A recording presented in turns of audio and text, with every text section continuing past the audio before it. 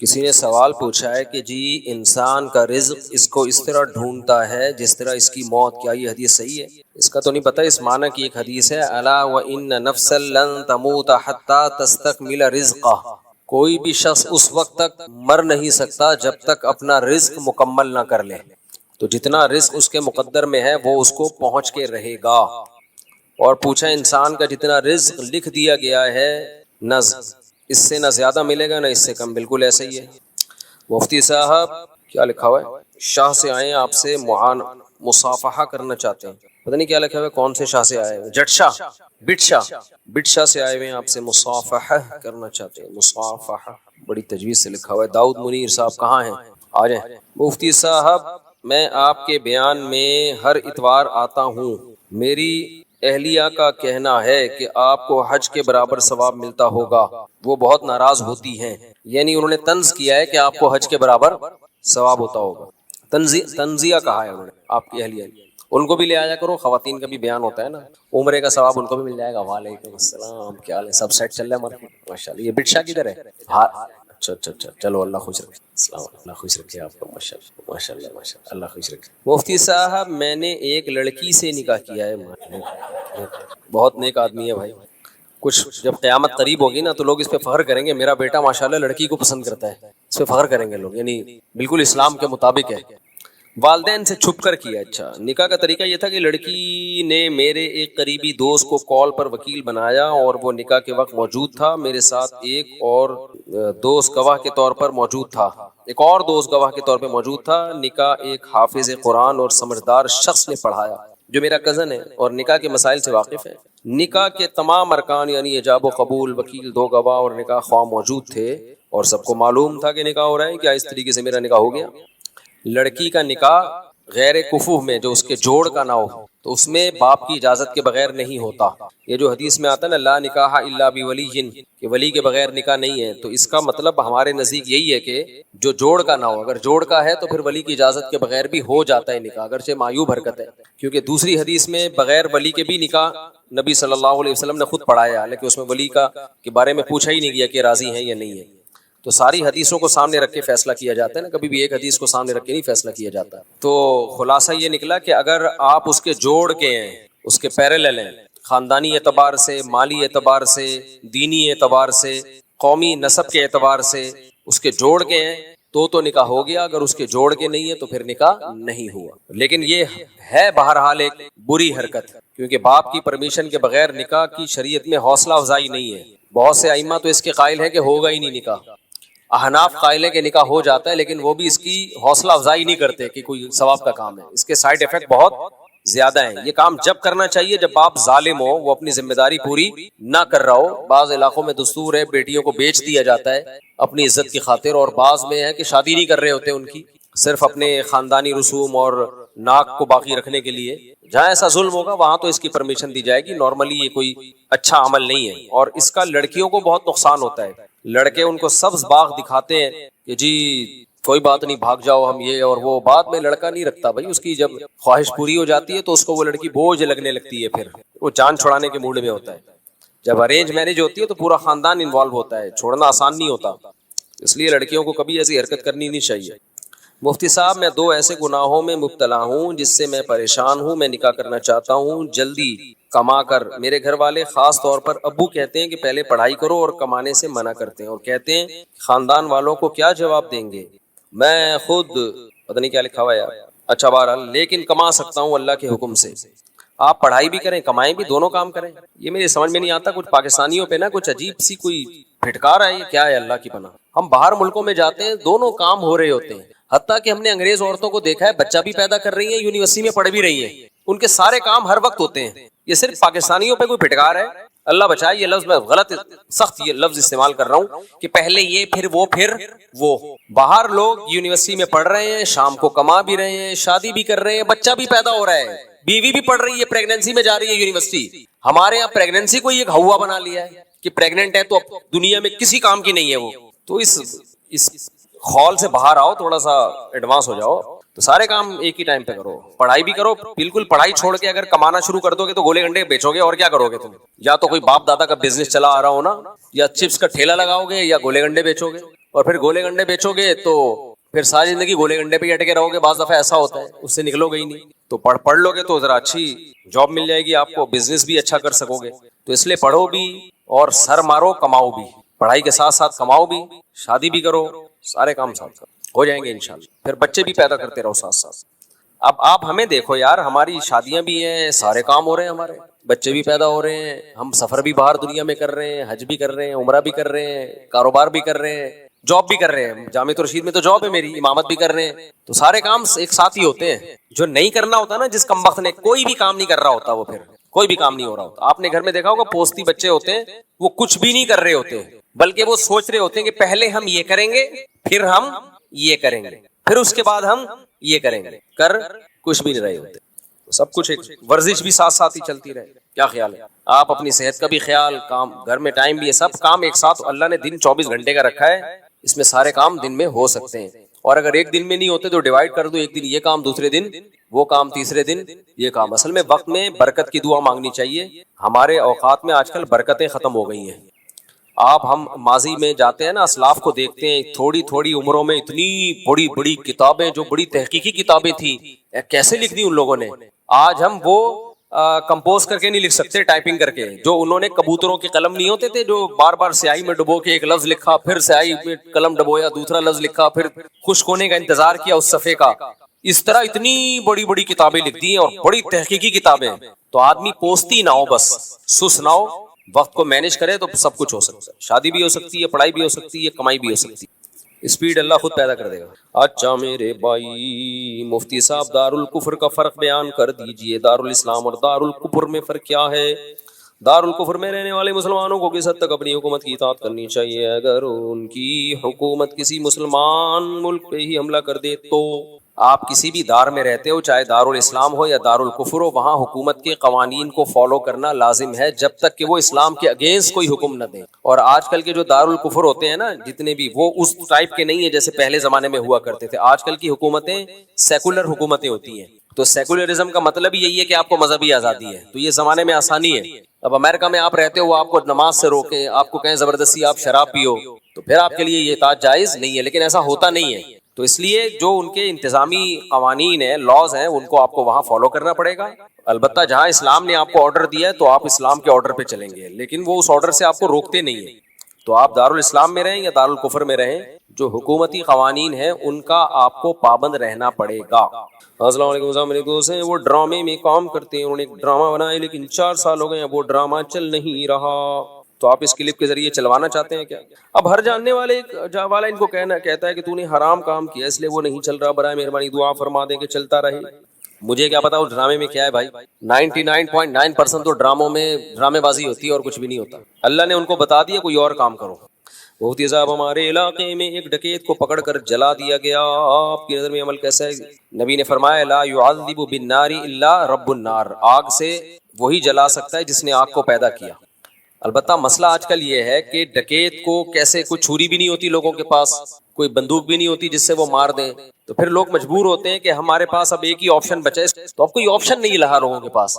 میں یہ نہیں کہہ رہا لوگ یہ صحیح کر رہے ہیں, لیکن لوگ کہتے ہیں, لوگوں سے جب پوچھا جائے, لوگ کہتے ہیں پھر کیا کریں, ہم چھوڑ دیں, کیا چھوڑ دیں ہم؟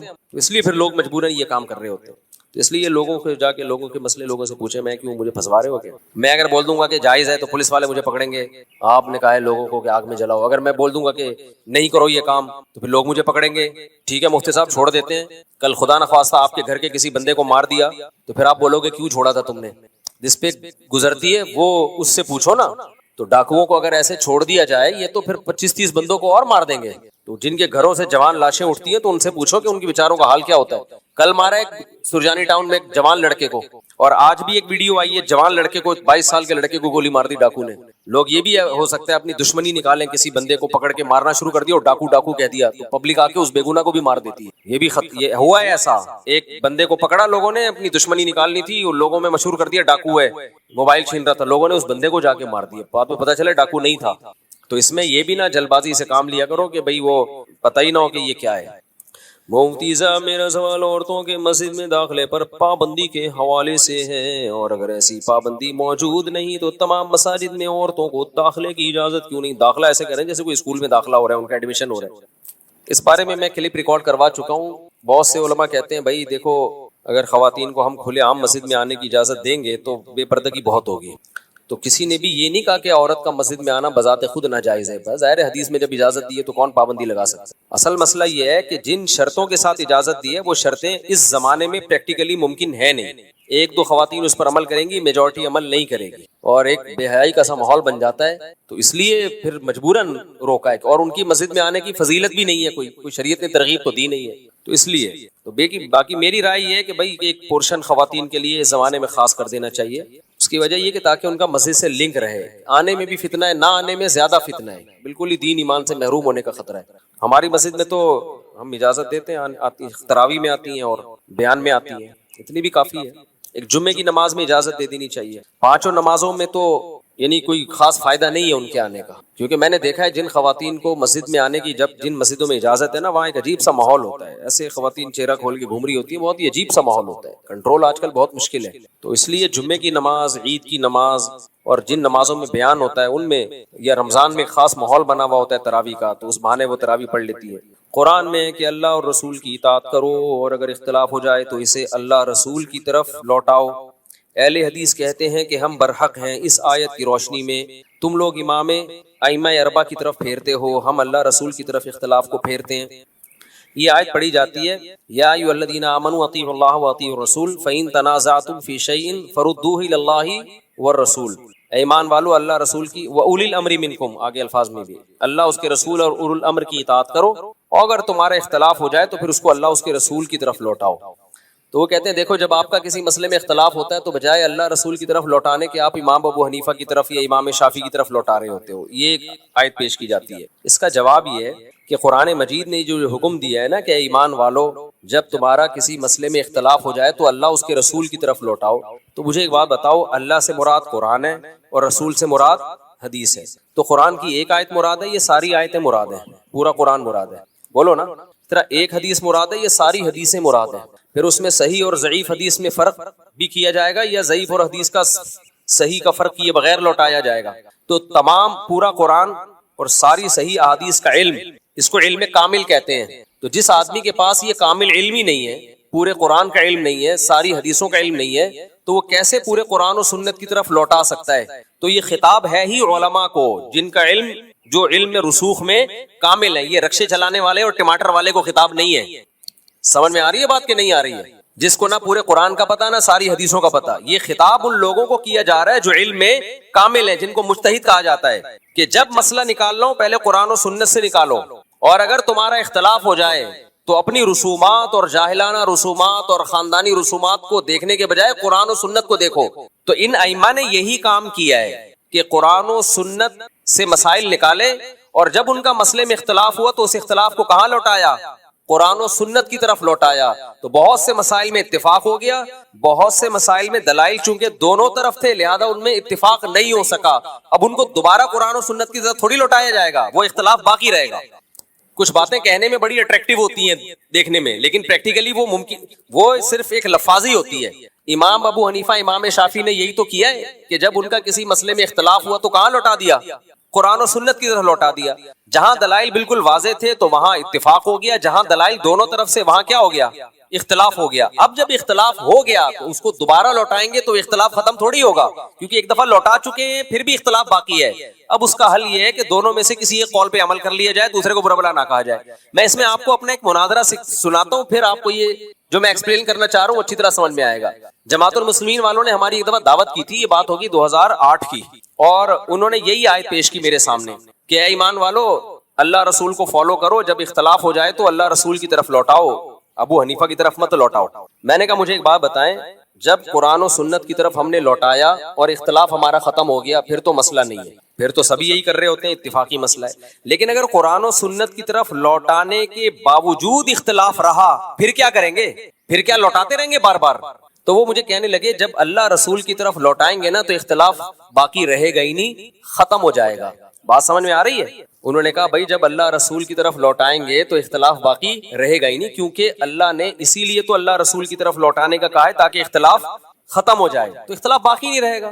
اختلاف تو جب باقی ہوتا ہے جب ابو حنیفہ کی طرف لوٹاؤ گے. حدیث یہ کہہ رہی ہے، ابو حنیفہ یہ کہہ رہے ہیں، قرآن یہ کہہ رہے ہیں، امام شافعی یہ کہہ رہے ہیں. جب اللہ رسول کی طرف لوٹا دو گے تو اختلاف باقی نہیں رہے گا. میں نے کہا اچھا چلو میں یہ کہتا ہوں کہ اللہ رسول کی طرف لوٹانے کے باوجود بھی اختلاف باقی رہتا ہے. میرا یہ دعویٰ ہے. ایسے موقع پہ تقلید کی جاتی ہے جب اللہ رسول کی طرف ایک دفعہ لوٹا دیا، کچھ مسائل تو اتفاق ہو جائے گا، اختلاف ختم ہو جائے گا. کچھ مسائل ایسے پھر بھی اختلاف ختم نہیں ہوگا. پھر اس میں کیا کرنا ہے؟ اس میں ہم کہتے ہیں ایک فقہ کو فالو کرو، دوسرے کو برا نہ کہو. اور آپ کہتے ہیں اس کو لوٹاتے رہو اور امت میں آگ لگاتے رہو بیٹھ کے. وہ کہتے ہیں ایسا ہو ہی نہیں سکتا جب اللہ رسول کی طرف ہم لوٹائیں اور اختلاف باقی رہے. میں نے کہا چلو میرا اور آپ کا اختلاف ہو گیا نا. آپ کہہ رہے ہو کہ اللہ رسول کی طرف لوٹائیں گے تو اختلاف باقی رہے گا نہیں. میں کہہ رہا ہوں کہ اللہ رسول کی طرف لوٹائیں گے تو اختلاف باقی بعض دفعہ رہے گا بھی، اور پھر اس اختلاف میں دونوں رائے ٹھیک بھی ہوں گی، اور کسی ایک بھی رائے کو فالو کرو گے تو آپ برحق بھی ہوگے. یہ میرا اور آپ کا اختلاف ہو گیا. اب اس اختلاف کو ہم اللہ رسول کی طرف لوٹاتے ہیں. نہیں آئی میرا خیال ہے سمجھ نہیں آئی. میں نے کہا وہ جماعت المسلمین والے تو اتنی ماشاءاللہ بڑی بڑی داڑیاں ان کی، پروفیسر بھی تھے یونیورسٹی کے. وہ کہنے لگے، دوبارہ سوال لوٹا دیتا ہوں، کہنے لگے بھائی قرآن کہہ رہا ہے جب اختلاف ہو جائے تو اللہ رسول کی طرف لوٹاؤ. میرا کہنا یہ تھا ابو حنیفہ نے اللہ رسول ہی کی طرف لوٹایا میرے بھائی. امام شافعی نے بھی جب لوٹایا اللہ رسول کی طرف تو کچھ مسائل میں اتفاق ہو گیا، کچھ مسائل میں پھر بھی اختلاف باقی رہا. تو جب اختلاف باقی رہے گا تو پھر کیا کریں گے؟ پھر تو ایک رائے کو فالو کریں گے، دوسرے کو ٹھیک سمجھیں گے. اجتہادی اختلاف کہلائے گا وہ. یہ تھوڑی کہ پھر دوبارہ لوٹاتے ہی رہے بیٹھ کے قیامت تک. ایک دفعہ لوٹا دیا ان لوگوں نے، فارغ ہو گئے وہ لوٹا کے. اب آپ رکشے والے کو بھی بولو کہ تو بھی لوٹا، ٹماٹر والا بھی لوٹا ہے. یہ اہل حدیث تو سب کو مجتہد بنا رہے ہیں، ہر آدمی ان کا فنٹر ہے. تبھی ان کے اور جتنے لوگ لوٹا رہے ہیں ہر ایک کی الگ رائے ہے. میں بار بار کہتا ہوں ٹیلی ویژن میں 4 اہل حدیث کبھی اکٹھے نہیں بیٹھیں گے، کیونکہ چاروں اللہ رسول کی طرف لوٹائیں گے اور چاروں کی رائے دوسرے سے مختلف ہوگی سوائے چند مسائل کے. تو میں نے ان سے کہا کہ جب اللہ رسول کی طرف لوٹائیں گے بہت سے مسائل میں اتفاق ہو جائے گا، جیسے کہ 4 اماموں کا بہت سے مسائل میں اتفاق ہو گیا، بہت سو میں پھر بھی اختلاف باقی رہے گا. تو انہوں نے کہا نہیں باقی رہے گا. میں نے کہا میرا یہ آپ سے کیا ہو گیا اختلاف، اس اختلاف کو اللہ رسول کی طرف لوٹاتے ہیں. میں نے کہا دیکھو بخاری مسلم کی حدیث ہے، حدیث بنو قریظہ، نبی صلی اللہ علیہ وسلم نے صحابہ سے فرمایا تم میں سے کوئی عصر کی نماز اس وقت تک نہ پڑھے جب تک اپنے ٹھکانے نہ پہنچ جائے. صحابہ کرام چلے، عصر راستے میں قضا ہونے لگی. اب صحابہ میں اختلاف ہو گیا کہ عصر ہمیں قضا کرنی چاہیے یا ہمیں پڑھنی چاہیے. یہ اختلاف ہو گیا کہ نہیں ہو گیا؟ اس اختلاف کو صحابہ نے کہاں لوٹایا؟ بولو، نبی کی طرف لوٹایا. قرآن و حدیث میں غور کرتے ہیں. بعض صحابہ نے کہا کہ بھائی قرآن میں عصر کی نماز کا خصوصی حکم ہے، یعنی ان کی رائے کو میں اپنے الفاظ میں بیان کر رہا ہوں کہ عصر کی نماز کا خصوصی حکم ہے. اور نبی صلی اللہ علیہ وسلم عالم الغیب نہیں ہے. آپ نے جو کہا تھا، فرمایا تھا کہ عصر اپنے مقام پہ پڑھو دشمن کے شر سے حفاظت کے لیے. آپ کے علم میں یہ تھوڑی تھا کہ نماز قضا ہو جائے گی. تو نماز قضا کرنا نہیں. لہذا یہ جو حدیث ہے جس میں آتا ہے کہ عصر اپنے مقام پہ پڑھو جا کے، یہاں راستے میں نہ پڑھو، یہ تعویل ہے، اس کی تعویل کی جائے گی. اس میں ایک شرط ہے، وہ شرط یہ کہ بشرطے کے ٹائم پر اپنے مقام پر پہنچ جاؤ. اگرچہ یہ شرط حدیث میں صراحتاً نہیں ہے، لیکن دوسرے دلائل کو سامنے رکھ کر حدیث کی یہ تعویل کی جائے گی. دوسری جماعت کی رائے یہ تھی کہ بھائی نبی کا آرڈر جو ہے وہ بغیر کسی شرط کے ہے. اس میں یہ کہ عصر اپنے مقام تک پہنچے بغیر تم نے نہیں پڑھنی.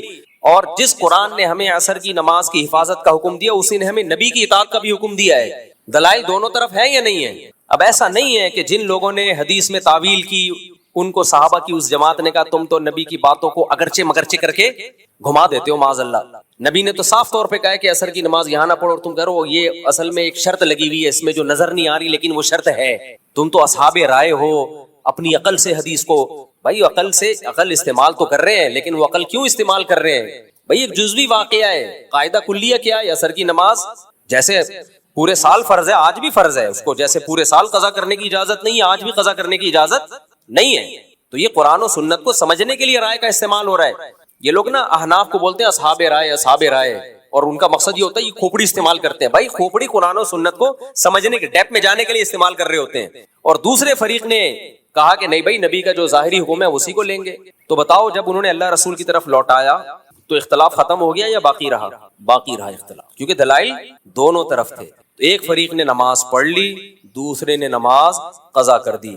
اسلام میں نماز سے بڑھ کر کوئی حکم نہیں ہے. اور یہ نماز کی کسی ایک کیفیت کا مسئلہ نہیں تھا کہ رفع الیدین کرنا ہے کہ نہیں کرنا، یا رکعتوں کا کہ 4 رکعتیں پڑھنی ہے کہ 3 پڑھنی ہے.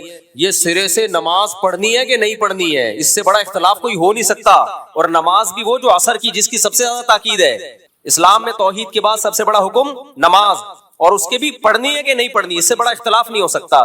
جب اتنے بڑے اختلاف کو اللہ رسول کی طرف لوٹایا گیا، وہ اختلاف حل نہیں ہوا، پھر جب یہ جماعت نبی کی خدمت میں گئی ہے، نبی نے دونوں میں سے کسی ایک فریق پر ملامت نہیں کی، اور یہ بتا دیا کہ جب اللہ رسول کی طرف لوٹانے کے بعد بھی اختلاف رہا جائے گا تو امت کو چھریاں چھوڑ کے آگ لگانے کی اجازت نہیں ہے. پھر یہ نہیں ہے کہ ایک فریق دوسرے سے مناظرہ کرے کہ ہمارا اختلاف ہو گیا، دوبارہ لوٹاؤ دوبارہ لوٹاؤ. وہ لوٹاتے ہی رہتے اب تک بیٹھ کے، وہ ان کی نسلیں یہی کام کر رہی ہوتی ہیں. بھائی ایک دفعہ لوٹا کے ایک رائے قائم کر لی، اس پر عمل کرو، جو عمل کرے ٹھیک ہے، جو جس کی دوسری طرف رائے وہ اس پر عمل کر لے. دونوں فریق کیا ہیں؟ جنتی. تو امام حنیفہ امام شافعی نے یہی کام کیا ہے. یہ ٹماٹر والے کو خطاب نہیں ہے کہ تم اللہ رسول کی طرف فقہی احکام کو لوٹاؤ. فقہی احکام میں تو اجتہاد کرنا پڑتا ہے، دونوں طرف کے دلائل دیکھنے پڑتے ہیں، حدیث کا صحیح ہونا ضعیف ہونا، پھر یہ حدیث متواتر ہے خبر واحد ہے متواتر کے خلاف تو نہیں جا رہی. یہ تو پورا ایک اصول فقہ ہے جو مدارس میں پڑھایا جاتا ہے. اس ڈیپ میں جا کے مجتہدین نے، جو ائمہ مجتہدین ہیں، انہوں نے قرآن و سنت سے مسائل نکالے جن میں دلائل دونوں طرف نہیں تھے، ایک ہی طرف تھے، اس میں ان سب کا اتفاق ہو گیا. جس میں دلائل دونوں طرف تھے تو ایک نے ایک رائے قائم کی، دوسرے نے دوسری رائے قائم کی. اب ہم امت کو کہتے ہیں بھائی چاروں ائمہ برحق ہیں، انہوں نے قرآن و سنت کی طرف لوٹا کے ایک رائے قائم کر لی ہے. اس رائے کو 100% غلط کہنا درست نہیں ہے، اور اگر کوئی رائے ایسی تھی جو 100% غلط تھی تو اس کو ان کے شاگردوں نے خود ہی غلط کہہ دیا ہے، آپ کو تکلف کی ضرورت نہیں ہے. جیسے کوئی حدیث ہی نہیں پہنچی امام حنیفہ تک، اس لیے انہوں نے ایک رائے قائم کر لی، تو اس کو تو حنفیوں نے ویسے ہی چھوڑ دیا اس رائے کو. تو اب جب لوٹا کے اختلاف باقی رہا ہے تو اب پھر یہی کہنا دوبارہ لوٹاؤ تو امت کا اس کے علاوہ کوئی کام رہے گا نہیں. تو اس لیے چاروں ائمہ مجتہدین اس کام سے فارغ ہو چکے ہیں. انہوں نے اللہ اور رسول کی طرف لوٹایا، تورات اور انجیل کی طرف نہیں لوٹایا، اور اسی کو فقہ مدون ہوا، اسی کو کتابوں میں لکھا گیا، اسی میں بتا دیا گیا یہ مفتبی قول ہے، یہ مرجو قول ہے، یہ راجح قول ہے. اب آپ اسی کی پیروی کریں، اب کوئی اور کام کریں. آپ سمجھ میں آ رہی ہے بات کہ نہیں آ رہی؟ تو یہ کام امت کر کے فارغ ہو چکی ہے، اب اس تکلف کی ضرورت نہیں ہے. اور اگر کسی کو اس تکلف کا شوق ہے تو کرے، وہ اپنی رائے دوسروں پہ تھوپے نہیں. وہ سمجھ میں آ رہی ہے بات؟ اپنی رائے دوسروں پہ تھوپے نہیں، کیونکہ عوام کی نظر میں ایک امام ابو حنیفہ کا لوٹانا ہے اور ایک آج کے کسی مجتہد کا قرآن و سنت کی طرف لوٹانا ہے. امام ابو حنیفہ نے لوٹا کے جو نتیجہ اخذ کیا ہے اس کے درست ہونے کا امکان زیادہ ہے. آج کا 15ویں صدی کا کوئی مولوی اگر قرآن و سنت کی طرف لوٹا کے نتیجہ نکالتا ہے، اس کے درست ہونے کا امکان کم ہے. سمجھ میں آ رہی ہے بات؟ دوسری بات یہ کہ آپ خود تو لوٹا سکتے نہیں، آپ کے پاس تو پورے قرآن اور ساری حدیثوں کا علم ہے نہیں. آپ نے کسی مولوی ہی کو فالو کرنا ہے، تو کسی اہل کو فالو کرو گے نا تو غلطی ہوگی تو بھی ثواب ملے گا، اور نا اہل کو فالو کرو گے تو غلطی نہیں بھی ہوگی تو بھی گناہ ملے گا. آپ کسی پروفیشنل ڈاکٹر سے جو اپنی فیلڈ کا اسپیشلسٹ ہو، علاج کرتے ہو، غلط ٹیکا لگا دے گا نا تو بھی لوگ آپ کو ملامت نہیں کریں گے. آپ کی جو ذمہ داری تھی آپ نے پوری کر لی ہے. آپ کو کیا پتا صحیح اور غلط ٹیکا کیا ہوتا ہے. لیکن اگر آپ نے قصائی سے ہی آپریشن کروایا، صحیح آپریشن بھی ہو گیا، پھر بھی لوگ جوتے ماریں گے آپ کو کہ یار ایک آدمی اہل تھا نہیں اور تم نے اس سے. تو آج کل یہ جتنے مجتہدین مارکیٹ میں آ رہے ہیں نا، جو کہتے ہیں ہمیں تمام احادیث اور پورے قرآن کا علم ہے، لہذا مجتہد ہیں، ہم تحقیق کر کے بتا سکتے ہیں، ان کو علم ہوتا نہیں ہے. ان کو صرف اپنے مطلب کی حدیث اور اپنے مطلب کی آیت معلوم ہوتی ہے، دوسرے فقہ کی یا دوسرے کی جو دلیل ہے اس سے یا تو وہ دیکھتے نہیں ہیں یا ان کو ان کی مینٹل لیول اتنا ہوتا نہیں ہے کہ ان کو وہ دلیل سمجھ میں آ رہی ہوتی. اس لیے ہمیشہ جو آدمی جاہل ہوگا نا وہ اپنی رائے پر اڑے گا بھی اور اپنی رائے دوسروں پہ تھوپے گا بھی. جس کے پاس کامل مضبوط علم ہوتا ہے اس کو پتا ہوتا ہے فقہا کا اس مسئلے میں اختلاف ہے اور لچک رکھتا ہے وہ اپنی رائے میں. تبھی ائمہ مجتہدین کو جو فالو کرتے ہیں وہ کیا کہتے ہیں، بھائی ہم ایک کی رائے کو فالو کر رہے ہیں اس امید کے ساتھ کہ یہ اللہ کی نظر میں ٹھیک ہوگی، لیکن اس امید کے ساتھ کہ ہو سکتا ہے دوسرے کی رائے ٹھیک ہو، کیونکہ دلائل بہرحال دونوں طرف ہے. لیکن آپ ان لوگوں کو دیکھ لو، ہماری رائے تو قرآن و سنت ہے، باقی تو تورات اور انجیل پڑھ کے فتوے دے رہے ہیں، ان کو قرآن و سنت کا کیا پتا. اور جب ہم ان سے سوال پوچھتے ہیں کہ 3 طلاقوں میں بتا دو، قرآن میں کہاں لکھا ہے 3 طلاقیں ایک ہوتی ہیں، اللہ رسول کی طرف ہی لوٹا دو نا. وہ بھی نہیں لوٹا رہے ہوتے، وہ بھی صرف اپنے 8-10 مسائل ہیں جن میں ظاہری حدیث ان کے ساتھ ہے. ظاہر جیسے میں نے بتایا لا نکاح الا بولی، حدیث میں آتا ولی کے بغیر نکاح نہیں ہوتا.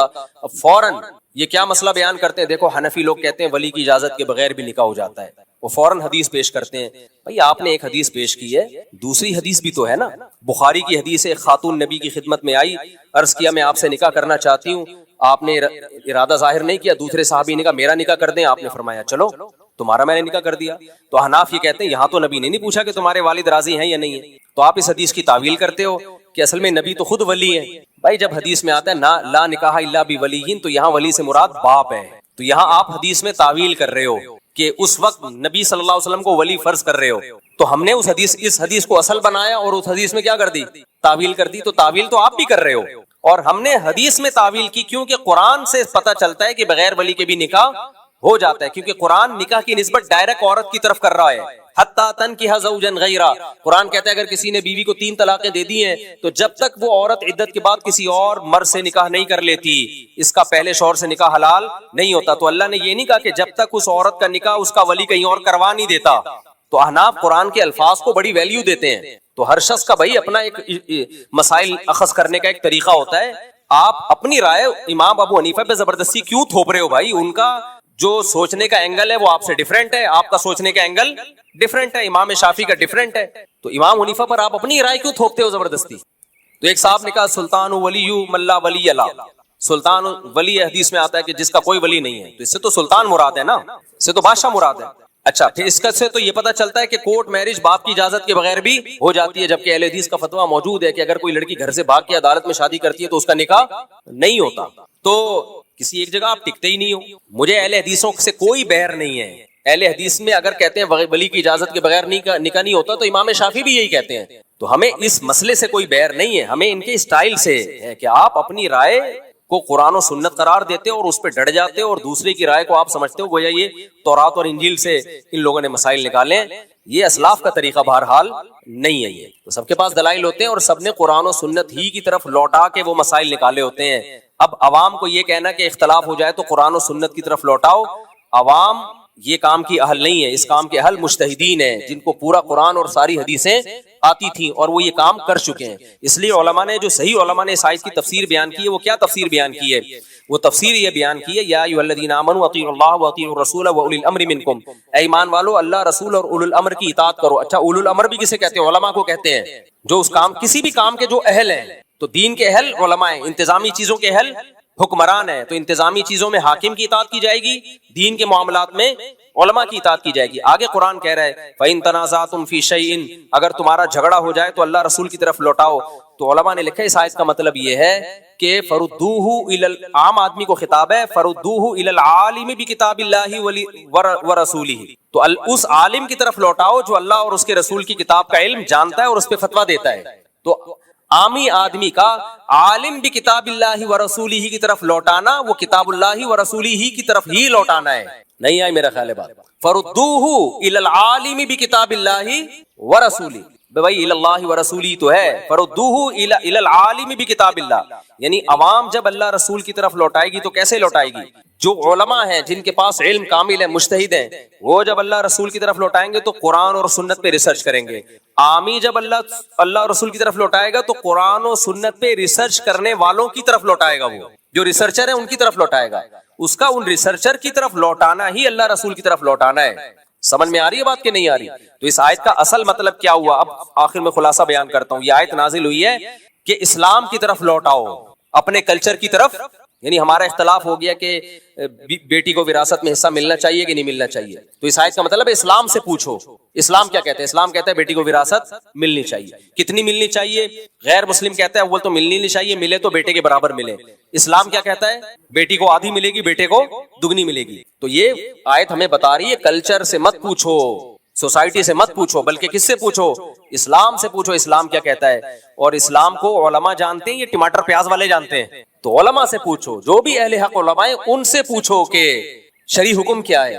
تو ایک عامی آدمی کا کسی عالم سے جو کتاب اللہ اور سنت رسول پر عمل کرتا ہو، اس عالم سے مسئلہ پوچھنا یہ اس آیت پر عمل کے عین مطابق ہے. تو ہم ابو حنیفہ ان کو اہل حدیث بھی مانتے ہیں، امام شافعی کو اہل حدیث بھی مانتے ہیں. وہ عالم بھی کتاب اللہ و رسولی تھے، وہ کتاب اللہ اور رسول سنت رسول کو جانتے بھی تھے اور اس کے بہترین محقق بھی تھے.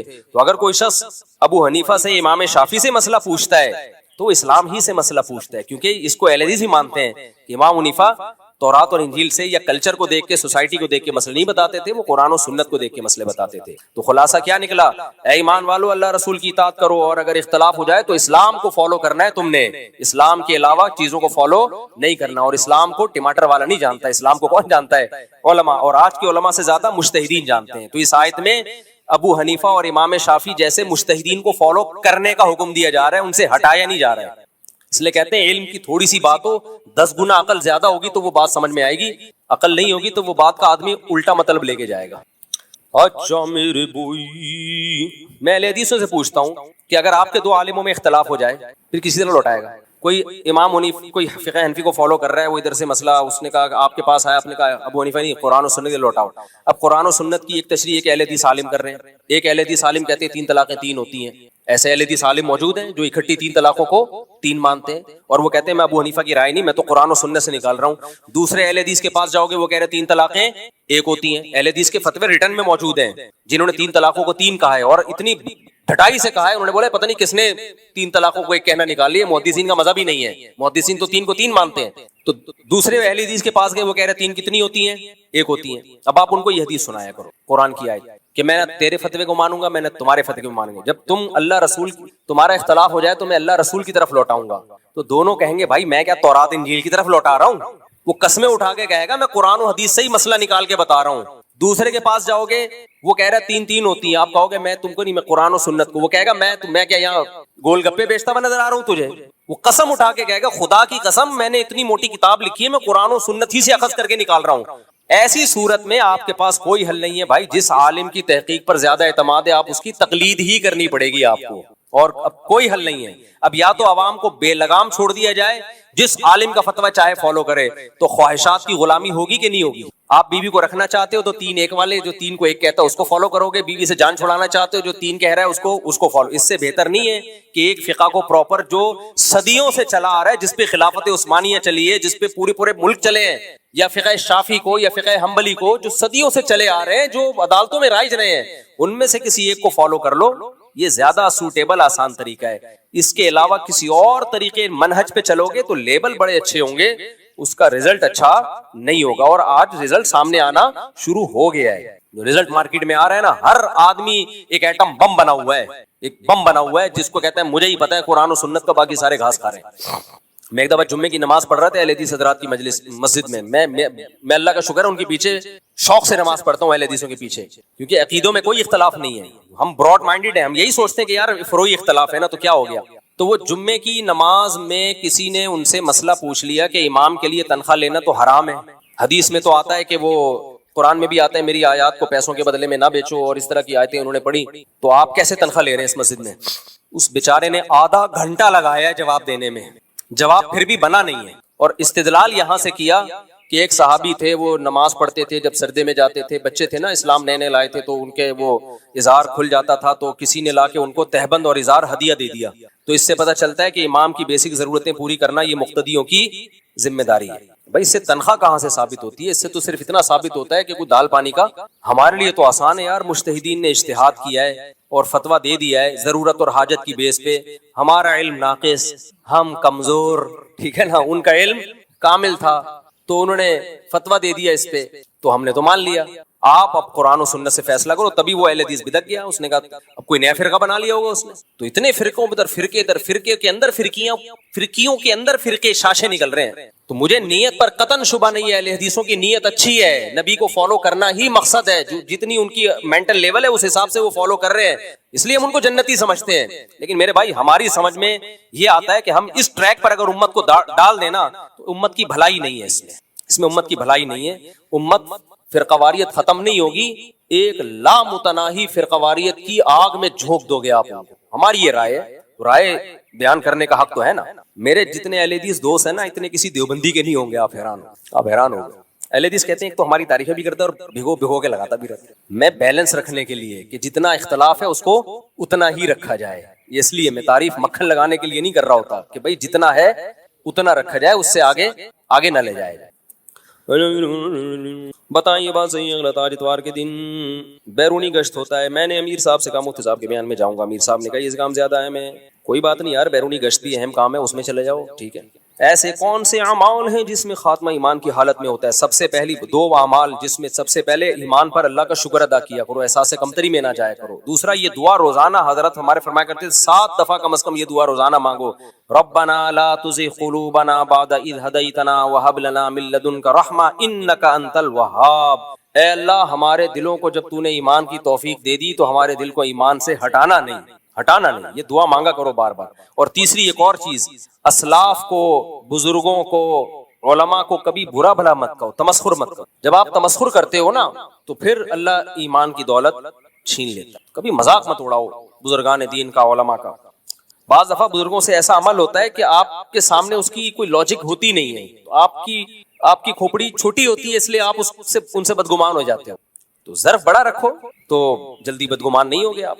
تبلیغ والے ایک بہترین مثال دیتے ہیں کہ جب آپ بدگمان ہوتے ہو نا تو کیا ہوتا ہے, کسی نے مسجد کے باہر ایک کھونٹا گاڑ دیا تو آپ کہتے ہو دیکھو اس پاگل کو, گدھے کو پتہ نہیں ہے کہ لوگ یہاں آئیں گے اور ٹکر کھا کے گریں گے. اس کی نیت پہ شک کرتے ہو. جس نے کھونٹا اکھاڑ دیا آپ بولو گے اس پاگل آدمی کو دیکھو, لوگ سواریوں پہ آتے ہیں, کوئی اپنا گدھا باندھ لیتا, پہلے تو یہی ہوتا تھا کوئی اونٹ باندھ لیتا, اور یہ خود گدھا ہے, اس نے وہ کھونٹا ہی اکھاڑ کے پھینک دیا. یہ ہے آپ کی بری سوچ. جب صحیح سوچتے ہو تو جس نے کھونٹا گاڑا آپ بولو گے یار بڑا اچھا آدمی ہے, لوگ جانور باندھنے کے لیے کوئی جگہ نہیں تھی اس لیے کھونٹا گاڑ دیا. جس نے اکھاڑا آپ بولو گے یار شاید لوگوں کے پاؤں سے ٹکرا رہا ہو تو اس نے ٹھوکر سے بچانے کے لیے اکھاڑ دیا. آپ کی اپنی ایک رائے ہوگی کہ اکھاڑنا چاہیے یار لگانا چاہیے, لیکن لوگوں کے کام کی آپ اچھی تعویل کرو. آج نیگیٹیوٹی پھیلائی جا رہی ہے, ہر کام میں کیڑے نکالے جا رہے ہیں, تو یہی بات جب پھیلتی ہے تو مجتہدین سے بھی بدگمان ہوتا ہے. تو مجتہدین کی بھی کوئی بات آ جائے نا آپ کو لگے قرآن و سنت کے خلاف ہے, بھائی ہو سکتا ہے وہ دلیل آپ تک نہ پہنچی ہو, یا ان کی نظر میں اس حدیث کا وہ مطلب نہ ہو جو آپ کی نظر میں ہو. تو دل بڑا رکھو گے تو ہنسی خوشی زندگی گزرے گی, چھوٹا دل رکھو گے تو منفیت پھیلاؤ گے, نفرتیں پھیلاؤ گے. حیدرآباد سے آئے ہوں آپ سے جلدی, پورا فیشن شروع ہو گیا یار, جلدی آؤ حیدرآباد سے آئے, مسافہ کرنا چاہتے ہیں میرے بھائی. اس نیت سے داڑھی کاٹنا کے بعد میں داڑھی گھنی اور اچھی آئے گی جائز ہے, جائز نہیں ہے, اور یہ فضول عمل بھی ہے. داڑھی کاٹنے سے کبھی بھی گھنی نہیں آتی, حتیٰ کہ کوئی شیو بھی کرتا ہے تو بھی گھنی نہیں آتی. ہوتا یہ ہے کہ بال اکٹھے نکلنا شروع ہوتے ہیں تو اس کو لوگ سمجھتے ہیں گھنی داڑھی آ رہی ہے, تو اس لیے یہ بالکل فضول عمل ہے. السلام علیکم حیدرآباد ماشاءاللہ. اوف, ابھی سیکرٹ میٹر پہ ابھی بات نہ کریں, ابھی سیکرٹ میٹر پہ بات نہ کریں, ابھی جنگ ہو رہی ہے, ابھی ایسا نہ بم رکھ کے آئے ہو سیکرٹ, بعد میں پھر وہ آپ کو الگ سے ٹائم دیں گے, کہہ رہے ہیں کوئی سیکرٹ میٹر پہ بات کریں. اس لیے سے داڑھی کاٹنا کے بعد داڑھی آ جائے گی. دیکھو ایک بات یاد رکھو, اگر کسی سے کوئی چھوٹی موٹی غلطی ہو نا تو اس کو بھی معافی پہ مجبور کرنا یہ بھی غلط ہے. جب میں نیا یہ امامت کے لیے آیا نا تو میں نے ایک لفظ ہلکا سا ایسا کہہ دیا جس سے تھوڑا سا مقتدیوں کی توہین جھلکتی تھی, تو کمیٹی والوں نے مجھے کہا کہ آپ معافی مانگے. میں نے کہا یار یہ میرے سے غلطی ہوئی ہے, میں آئندہ احتیاط کروں گا, لیکن یہ کوئی اتنی بڑی نہیں ہے کہ میں پبلک میں معافی مانگوں. تو کیونکہ دوسرے کی بھی عزت ہوتی ہے, آپ ایک دفعہ تنبیہ کر دیں بھائی یہ کرنے کا کام نہیں ہے, آئندہ احتیاط کریں. بس معافی منگوانے پر چھوٹی چھوٹی باتوں پہ مجبور کرنا تو یہ خود ایک غلط ہے, جس پہ آپ سے خود پھر معافی منگوائی جائے گی کہ آپ نے اگلے سے معافی کیوں منگوائی. تو کسی کو کوئی لطیفہ ایسا لگے نا کہ یار لگا ہے کہ مفتی صاحب یہ مناسب نہیں ہے, تو بس آپ اتنا بتا دیں مجھ سے مناسب نہیں ہے, مجھے لگے گا کہ یار تھوڑا میں آئندہ احتیاط کر لوں, کرنی ہوگی. اس پہ یہ کہنا کہ آپ معافی مانگیں یہ خود ایک بدتمیزی ہے پرلے درجے کی. کوئی اتنا بڑا کوئی فوش لطیفہ تو نہیں سنا دیا نا ہم نے, کوئی خدا نہ خواستہ کوئی, اب میں کیا مثال بھی دوں گا تو وہ بھی تو فوش ہی ہو جائے گا نا. بس چلاؤ دل بڑا رکھو بھائی, ٹھیک ہے یار مفتی صاحب سے ہم بیان سنتے ہیں, دین کی باتیں سنتے ہیں, قیلولے والا لطیفہ مناسب نہیں تھا, تو آپ تنبیہ کر دیں احتیاط کرو یار, تو مجھے بھی احساس ہو جائے گا یار تھوڑا ہاتھ ہلکا رکھنا چاہیے. لیکن یہ کہنا کہ آپ معافی مانگیں یہ خود بدتمیزی ہے, یہ خود ایک نامناسب بات ہے. چھوڑو یار بس معافیا منگواتے رہو. گھروں میں ہوتا ہے نا وہ خواتین جو کہتی ہیں نا شوہر سے آپ نے اونچی آواز سے بات کی آپ سوری کرو, وہ خواتین کبھی گھر نہیں چلا سکتی. گھر کا سربراہ اونچ نیچ ہو گئی, بس آپ نے اس کو سمجھا دیا کہ آئندہ ایسا نہ کریں, کتنا کافی ہے. اس سے سوری کروانا, یا بیوی نے کوئی ایسی حرکت کی آپ نے اس کو ڈانٹ دیا سمجھا دیا, بس کافی ہے. اس سے کہنا کہ سوری کرو, مجھے اس سے بہت غصہ آتا ہے کہ تو بڑھا رہے ہو آپ بات کو. چھوڑو یار سوری ووری کیا ہے, کوئی یہ تو روز کے گھروں میں تو روز ہوتا ہے نا. یہ ہمارے حضرت نے تو یہاں تک فرمایا, ایک صوفی صاحب تھے ہمارے مدرسے میں پڑھتے تھے, ماں باپ کے جب حقوق سنے تو بہت زیادہ نیک بن گئے. وہ ظاہر ہے ماں باپ کے حقوق بھی ایسے ہیں. اب وہ کیا ہوا, ذرا سی اونچی آواز سے گھر میں اماں سے بات ہو جاتی, کبھی غصہ بھی ہو جاتا ہے انسان, اماں ناحق ڈانٹ رہی ہوتی, آدمی بھی تھوڑا سا ہلکا سے تیز آواز میں بات کر لیتا ہے, تو ان کو پھر اتنا ڈر لگتا ہے وہ معافی مانگتے اماں سے. ایک دن وہ آئے کہتے ہیں مجھ سے کبھی تیز آواز میں بات ہو جاتی ہے, میں معافی مانگتا ہوں. فرمایا معافی مانگنے کی ضرورت نہیں ہے, کیونکہ ماں باپ سے صبح و شام آپ کا واسطہ ہے. تو بس اپنے عمل کی اصلاح کر لو, آئندہ اپنے عمل سے شو کر دو کہ بھائی آئندہ نہیں ہوگا, تو بس کافی ہے اتنا. کیونکہ بار بار پھر اس سے کیا ہوتا ہے, آدمی ڈپریشن میں جانے لگتا ہے کہ یار اب ایسا نہ ہو ناراض ہو کے بیٹھ گئے ہو, اب میں کیا کروں گا. معافی. آپ نے فسادی گھر دیکھے, جو گھروں میں فسادی گھر ہوتے ہیں نا, خاندانوں میں فسادی, ان میں کیا ہوتا ہے, ایک مسئلہ کہیں ہو جائے پورا مہینہ اس پہ ڈسکشن چلتی ہے, بیٹھ کے اسی کو روتے رہتے ہیں, اس نے یہ کہا تھا, پھر اس نے یہ کہا تھا, پھر اس نے یہ کہا تھا. پھر او بھائی مٹی ڈالنا سیکھو. جن گھروں میں سکون ہوتا ہے, گڑبڑیں ان گھروں میں بھی ہوتی ہیں, لیکن وہ گڑبڑ ہوئی اسی وقت پارسل کر دی, آگے ٹھیک ہو گئے. کوئی منہ بنا کے بیٹھتا نہیں ہے کہ اب جی بیگم منہ بنا کے بیٹھی ہے, میاں ان کو منائے گا. بعض بیگمیں ایسی کہتی ہیں ہمیں ناراض کیا مناؤ. آدمی کے لیے دنیا کا نا پہاڑ پتھر اٹھانا آسان ہے, منانا بہت مشکل کام ہے. وہ کہتا ہے یار اب اپنا ایٹیٹیوڈ نارمل کر رہا ہوں میں, بس ٹھیک ہے, کچھ باہر سے لا کے کھلا دے گا, باہر گھمانے لے جائے گا. مردوں کی یہی فطرت ہوتی ہے کہ ان کو اگر احساس ہو جائے نا ہم نے بیوی کے ساتھ کچھ غلط کیا, کچھ زیادہ تیز لہجے میں بات کی یا کچھ ڈانٹ دیا, تو اب یہ مشکل ہوتا ہے اس کے لیے بیٹھ کے اب گھنٹوں مناتا رہے. بس اس کا منانا یہی ہے کہ وہ اپنے رویے کو نارمل کر لے گا, کچھ تھوڑا ہنسنے کھیلنے کی باتیں شروع کر دے گا بس. لیکن جو ناک میں مکھی بٹھا لیتی ہیں خواتین, نہیں سوری کرو, تو یہ ایک دو دفعہ تو ہوتا ہے, بار بار نہیں ہوتا, پھر لڑائیاں ہوتی ہیں, پھر طلاقیں ہوتی ہیں. تو یہی آدمی کو بھی چاہیے بیگم بھائی اگر ایک غلطی ہوئی ہے اور اس نے اصلاح کر لی ہے یا وہ دوبارہ, تو چھوڑ دو بس اس کو. اب اس کو نہیں, اس کو غلطی آپ پہلے مانو کہ مجھ سے غلطی ہوئی ہے, مانو پھر سوری کرو. یہ فسادی لوگ ہیں, یہ گھر کبھی بھی بولو نہیں چلا سکتا. اب دیکھو انڈیا نے پاکستان پہ حملہ کیا, ہم نے بھی حملہ کیا, ختم. اب آرمی چیف کہے مودی تو سوری کرے گا, سوری کر, اس کا مطلب بھائی تم دوبارہ جنگ کرنا چاہتے ہو, بس ہو گیا نا. اس نے میزائل مارے, آپ نے بھی طبیعت سے ان کے ہوائی اڈے اڑا دیے. وہ ڈونلڈ ٹرمپ کے پاس گیا, ڈونلڈ ٹرمپ سے بولا بھائی جنگ بند کرواؤ. ڈونلڈ ٹرمپ سعودی گورنمنٹ کے پاس گیا, سعودی سفیر نے ہمارے سفیر کو فون کیا, ہمارے سفیر نے بولا اچھا ختم, ہم کیونکہ جنگ نہیں چاہتے اس لیے ہم نے کیا بس ٹھیک ہے یار چلو جو ہونا تھا ہو. اب ہم بھی ناک پہ مکھی بٹھا کے بیٹھ جائیں. وہ ایک بچے نے اپنی امی سے پوچھا, امی دو ملکوں میں جنگ کیسے ہوتی ہے؟ ابو سے پوچھا, ابو سے, ابو دو ملکوں میں جنگ کیسے ہوتی ہے؟ ابو نے کہا دیکھو فرض کرو امریکہ پاکستان کو دھمکی دے, تو بیگم نے کہا امریکہ کیوں دھمکی دے گا پاکستان کو, اس کا پاکستان سے کیا لینا دینا. شوہر کہتا ہے میں فرض کروا رہا ہوں, میں کون سا دھمکی دلوا رہا ہوں. تو وہ کہتی ہے کہ فرض بھی تو کوئی اچھی مثال کی جا سکتی, نہیں انڈیا کی مثال فرض کر لیتے, انڈیا کی مثال فرض کر لیتے. وہ کہتا ہے چلو ٹھیک ہے, نہیں غلط مثال دی ہے, سوری کرو. وہ کہہ رہا ہے میں سوری کیوں کروں بھائی. پھر وہ کہہ رہا ہے چلو انڈیا نے پاکستان کو دھمکی دی, کہہ رہی انڈیا کیوں دھمکی دے گا, ابھی تو جنگ ختم ہوئی ہے, دوبارہ دھمکی دے گا کیا. پھر شوہر نے بیوی کو سنایا, پھر بیوی نے شوہر کو. بچہ کہتا ہے بس بتانے کی ضرورت نہیں, مجھے پتا چل گیا کہ جنگ کیسے ہوتی ہے, ایسے ہوتی ہے. تو یہ جو ہوتے ہیں نا لوگ ناک پہ مکھی بٹھا کے کہ اس نے غلطی ہوئی ہے تو یوں کرے, اس نے غلطی ہوئی ہے تو وہ سوری کرے, اس نے, یہ چھوٹی چھوٹی باتیں, یہ فضول کام ہوتے ہیں. مجھے یاد ہے میں مدرسے میں جب پڑھتا تھا تو ہمارے شیخ حضرت مفتی رشید احمد صاحب رحمہ اللہ تعالی نے, کسی استاذ نے کوئی غلطی کی تھی جو غلطی سے کسی نے میری طرف منسوب کر دی. غلطی کسی ٹیچر کی تھی, میری نہیں تھی, لیکن مشہور یہ ہو گیا کہ میں نے کی ہے. جیسے کامران مسیح پائلٹ مشہور ہو گیا, حالانکہ وہ بیچارہ پائلٹ ہی نہیں ہے, وہ تو نیویگیٹر ہے. ٹھیک ہے, ایئر فورس میں ہونا ہی ہمارے لیے ایک فخر کی بات ہے کہ کامران مسیح ہماری ایئر فورس میں ہے, یہ بھی کافی ہے فخر کے لیے. کوئی مقصد کسی کو کی حوصلہ شکنی نہیں ہے. لیکن جو میڈیا پہ اتنا پھیل گیا نا, کامران مسیح نے جہاز لے کے اڑا, پھر کامران مسیح نے کہا میرا ارادہ تو تھا دہلی کو مکمل صفحہ ہستی سے مٹا دوں گا, لیکن مجھے پیچھے سے کال آ گئی کہ واپس آ جاؤ. تو یہ سب میڈیا کی بنائی ہوئی ایک وہ ہے, کامران مسیح نے جہاز اڑایا ہی نہیں ہے. تو ایسے ہی کیا کہہ رہا تھا میں, ہاں وہ غلطی میں نے کی نہیں تھی. کی کس نے تھی؟ ایک ٹیچر نے کی تھی. تو ہمارے شیخ مفتی رشید احمد صاحب سمجھے کہ میں نے غلطی کی ہے, تو حضرت نے مجھے ڈانٹا بھی اور کھڑا کر دیا, اور ایک ٹانگ پہ کھڑا کر دیا سزا کے طور پہ نا, تھوڑی دیر کے لیے بس وہ سزا ملی. میں نے یہ نہیں کہا کہ نہیں میری غلطی نہیں ہے, کوئی ٹیچر بھی میرے لیے قابل احترام تھے. اب میں ان پہ ڈال دوں کہ ان نے کی ہے, انہوں نے. مجھے صبح ان سے حدیث پڑھنی ہے, فقہ پڑھنا ہے, مجھے شرم آ رہی ہے یار. وہ بولے گا بابا تو چپ کر کے سزا کھا لیتا یار.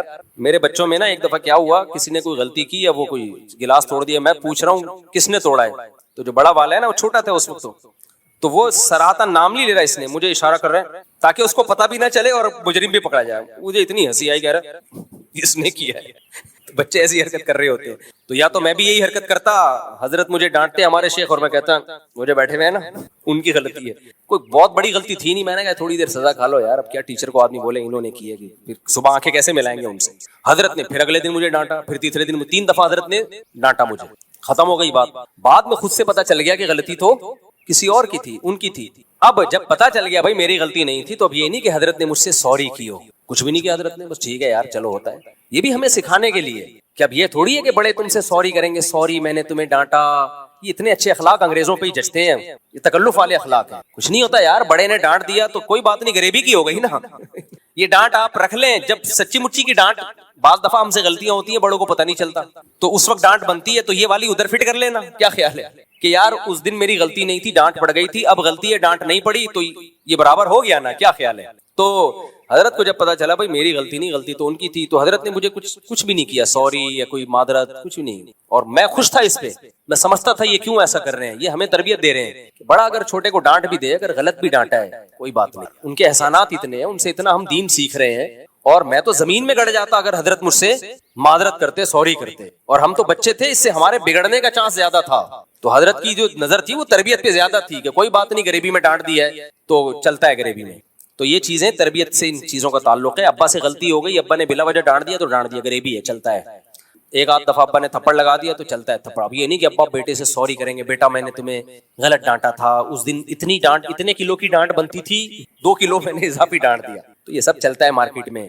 تو جو سوسائٹی میں صحیح طرح سے ہنسی خوشی زندگی گزارنا چاہتے ہیں نا، تو وہ اسی طرح سے چل جاتے ہیں. گھر بھی چل جاتا ہے، بچے بھی باغی نہیں بنتے. اور جو ایک ایک چیز کو لے کے ایکوریسی کے ساتھ بالکل، اب چونکہ سوری اتنے کلو سوری ہونی چاہیے. اچھا پھر بعض خواتین کے نخرے ہوتے ہیں، سوری بھی نہیں چلے گا، تگڑی سوری ہونی چاہیے، پوری پاورفل قسم کی. یہ دل سے سوری نہیں ہے، یہ اوپر اوپر سے سوری ہے. تو آدمی بھی بیوی کو تانے دے رہا ہوتا ہے. تو ایسے جو نازک مزاج لوگ ہیں ان کو شادی کرنی ہی نہیں چاہیے.